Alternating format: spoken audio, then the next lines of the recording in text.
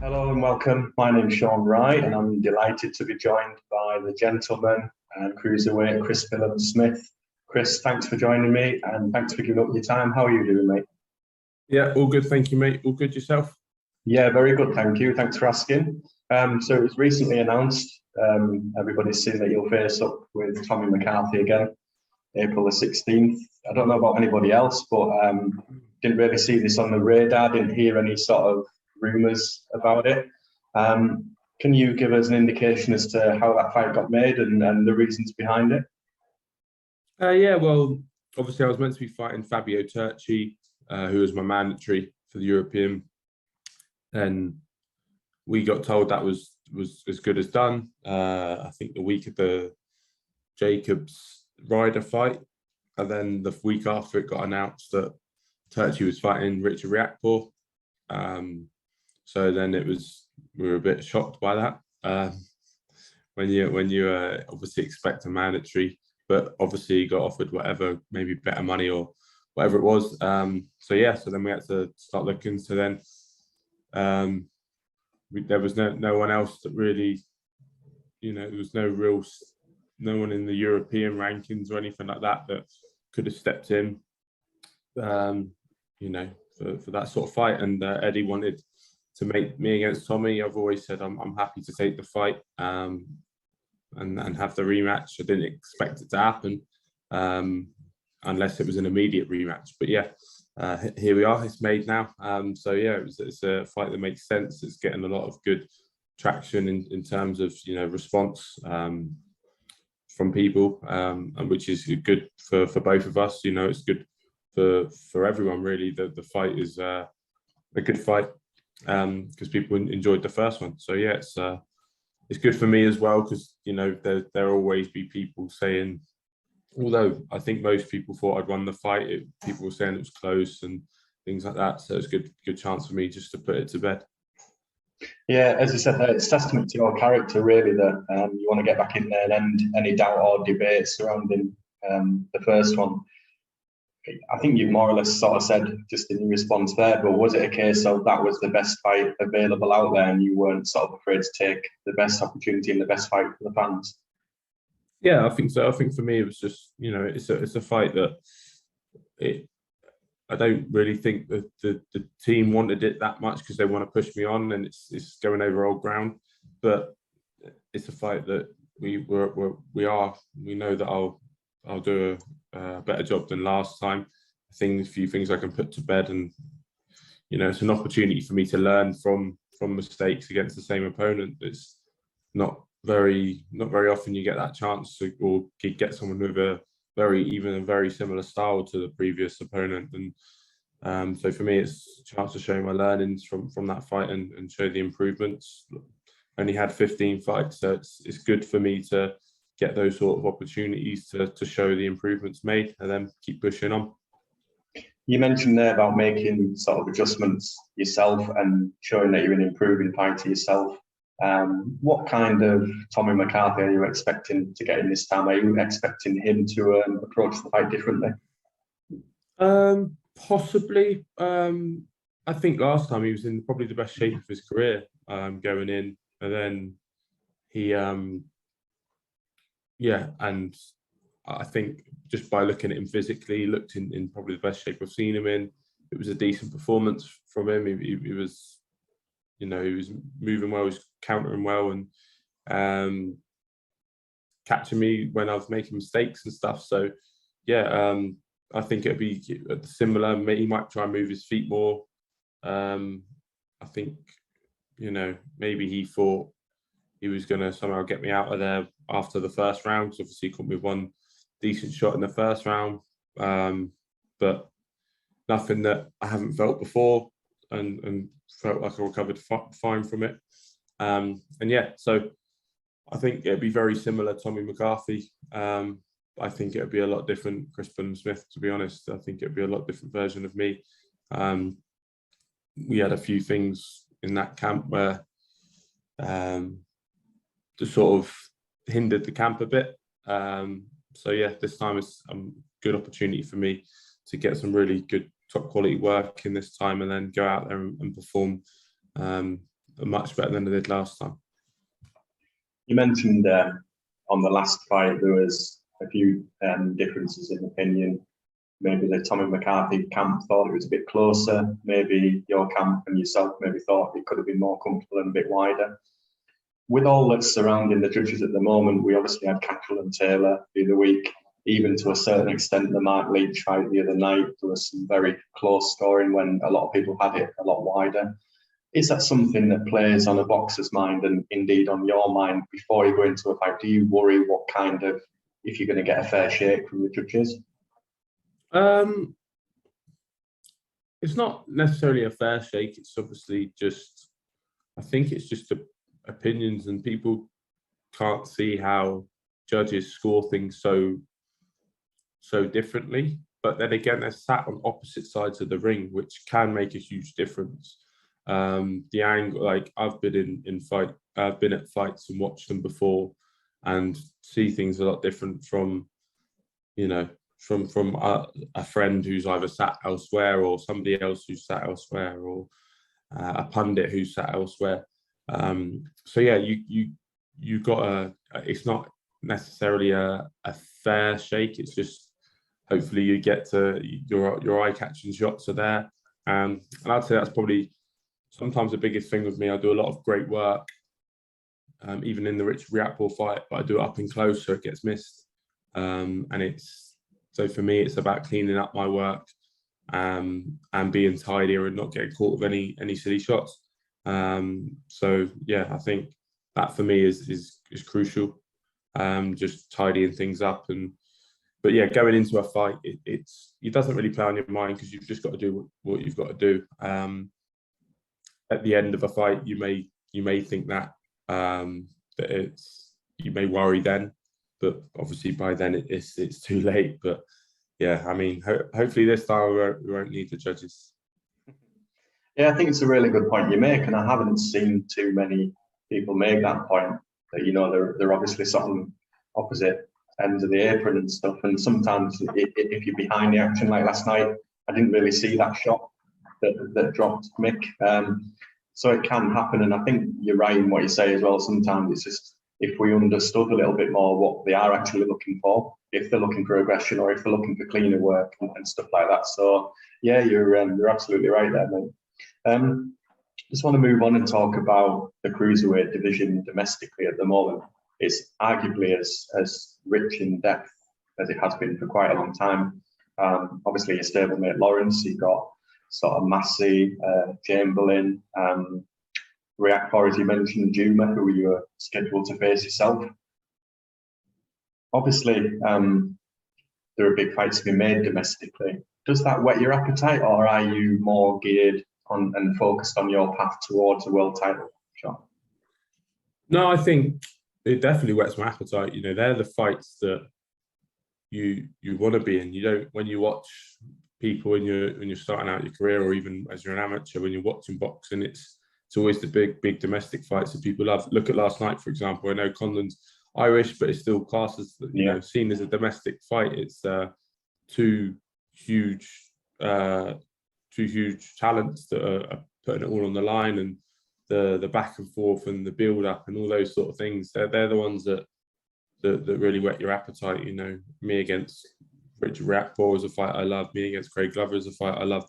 Me against McCarthy was a fight I loved. And they're the sort of fights which are good for you as your brand in the sport as well. So I think they're what get people excited most, until you get up to better known names at world level. Because even for people like fighting like Maurice Breedis, you know, boxing fans know him, but not many casual boxing fans know him. They might know of him or whatever, but he's like obviously a great talent. That's obviously a fight which is, you know, he's one of the best in the world, and hopefully Lawrence can get that fight. But it's the domestic fights which build your brand and get people excited, and the atmospheres are always better at those fights because you've usually got two sets of crowds in there rather than just one home support. But and people talk a lot more about those sort of fights. And as a fighter, for me, that's what I love. I love the atmosphere. that's half the reason I got into the sport. You know, is for the atmosphere and those big nights. So yeah, I think for me the domestic scene's great. Obviously, you got Reapple versus Juma. Mikel Lawal unfortunately pulled out of the Juma fight, and then the other names you mentioned as well. So it's a great scene, and it's one I'm well involved in, and I've proven I'm willing to have those fights with the fights I mentioned before. So yeah, it's exciting time to be a British cruiserweight. Absolutely. You sort of mentioned there Marius Breedis. What do you make of all the antics at the minute? Obviously, the YouTube fights are lucrative money spinners. No one can really deny that. But did it surprise you the sort of levels it's going to try and push this sort of fight through? Yeah, definitely. I mean, it massively surprised me. But and then someone told me that now he's got like 1 million followers, and now boxing's not about that. But then in this day and age, it kind of is. You know, to build your, like I said earlier, about building your brand, building your fan base, and getting your name out there, and it's worked for him. So the antics are very strange and childish and different, but I think he's probably got a PR team that are pushing him towards those sort of things, and he just wants to get his name out there, maybe to create, maybe not even to get that fight, because I mean, why would Jake Paul go and fight one of the best cruiserweights in the world? But I think he's maybe just trying to build his brand off the back of him, and then be worth more in bigger fights and things like that. So even towards sponsorship deals, stuff like that, you've got a more following. So, you know, he's had a great career already. He's always boxed the best, and I don't think he's necessarily avoiding some people. I just think he's probably used to getting paid quite well in the World Boxing Super Series as well. So doesn't want to take fights for less than what he was used to getting paid. So, but yeah, it's the antics themselves are very, very strange, and something you don't really expect from someone who was ranked as the #1 cruiserweight in the world. But yeah, it's but like I said, there's obviously a reason behind it. Yeah, like you said, it's indicative of the world that we live in now, isn't it? It's you know, one of those things, and pretty unavoidable. I just want to move on and talk about the Quiggins Gym at the moment. We mention it frequently when I spoke to you before, but again, the togetherness of the group that people see, or certainly I see from the outside, looks like a really tight-knit group. Plenty of camaraderie going on there with yourself and Ellie and Robbie and, you know, Anthony Fowler and the DAZN brothers. How important is it that you have that sort of relationship and you have that support and backing of the stable? Yeah, it's huge, and these are the people you spend every day with. So you've got to get on with them, or at least, you know, be civil. I mean, everyone goes to work, and they may work with some people they don't like, but you've got people who work in offices, for example, and they have their office parties and become really good friends with the people they work with, and it's just the same as any other job, I think, in that sense. Like, it'd be hard to work with people you don't like. You know, we've got a lot of other fighters in the gym which you know, everyone will get on with, so it's great. I mean, thankfully, I've always had a good relationship with Shane and Josh Pritchard. So we're like, you know, we're all really, really good friends. They're some of my best mates in life, not just in the sport. So I've always got them as a foundation, and then you've got like the other names you've mentioned, and everyone in the gym gets on really well. We all have a really good laugh, and I think it's a hard enough sport. It's a lonely sport, so you've got to try and enjoy it and be there for each other and help each other along the way. And it's a really exciting time in the gym at the moment. We mentioned about teams there, and I know, well, I can't really recall seeing you ruffle them in a fight build-up, but you don't seem that kind of character. You're very calm and sort of, you don't subscribe to the trash talking, if you like, on the build-up. So you're always very calm and collected. The last time out with Tommy, obviously, Frampton was part of his team. A few shenanigans there. Do you expect any of that to sort of rear its head again? No, I don't think so. I think they'll probably do the same sort of thing, but it didn't that didn't work last time. You know, it's not. They weren't the reasons that I didn't perform to my best. That's for sure. I know those reasons, and yeah, and they might try and do that, or they might try and flip it and go the other way and be super nice. Either way, we get in the ring, the bell goes for a scheduled 12 rounder, and we fight. So for me, it doesn't really change too much. And I think, like you said, I'll never really get bothered by those things. But we'll have to wait and see, and see what games they want to try and play.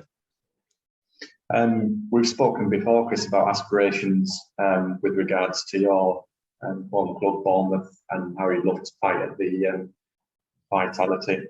A fight there and a Bournemouth promotion in the same year would be pretty special, wouldn't it? I wonder if you did get that sort of homecoming fight and that headline card, who would really excite you, and who would you want to face at such a super event at Bournemouth? Yeah, I mean, realistically, it's probably not going to happen this summer because, you know, I haven't boxed down there at all. So the want for it will probably not be there. Maybe everything that comes with the with boxing with regards to your support and your following and stuff, maybe that's not big enough yet. But I'd love to fight down in Bournemouth next. But yeah, I mean, for a fight at the Vitality, at Dean Court, it would be, I'd love a world title fight there, or like I said earlier, a massive domestic clash, maybe a rematch with Richard Riakporhe, something along those lines, providing he comes through his next test and so on. But yeah, you know, I mean, ideally a domestic fight for a world title would be the dream there. I think next year could be a possibility, but I'm going to need to box down in Bournemouth before then, I think, to build it and showcase what we can do down there. We've got a venue down there already that can do boxing shows in the Bournemouth International Centre. There's a few fighters down there as well that are decent, but and from the South Coast in general. So yeah, it's something that is really important to me, is fighting back home. You know, it's a short career in terms of actual being a career and normal careers. So I want to tick off a few things, and fighting in Bournemouth, and then eventually fighting at the stadium are on that list of things to do. So I want to try and navigate that as much as I can. Obviously, you're out in April. I guess it would be your hope that you would get another fight in before the end of the year after that. Yeah, I'd like 2 more fights in before the end of the year, like April, you know, end of July, early August, and then one in the one anytime, you know, October to December time. Got a baby on the way in May, so get this one out of the way and you know, start the sleepless nights before the next fight. But yeah, no, it's a busy year. I'd like to be busy in terms of having 3 fights. With the first one being in April, it's unlikely to be able to get 4 in. So yeah, it'd be great to, and then obviously with the baby on the way as well, it can't just have quick back-to-back fights. So yeah, I'd love to have 3 fights this year. Well, first of all, congratulations on your impending arrival for yourself and your partner. And lastly, Chris, I just wonder if you've got a prediction for us. Just a much better performance this time. I keep my cards a bit closer to my chest, and you know, we know what we've got to do as a team, and I know what I've got to carry out game plan wise. So it's just a much more convincing win this time. Well, I'm pretty sure I speak on behalf of a lot of people when I say we're all looking forward to it. And I wish you all the best, mate, and thanks for giving up your time once again. Nice one. Cheers, Sean. I appreciate it, mate. Take care. Have a good day. And you, mate. Take care. Bye, Chris.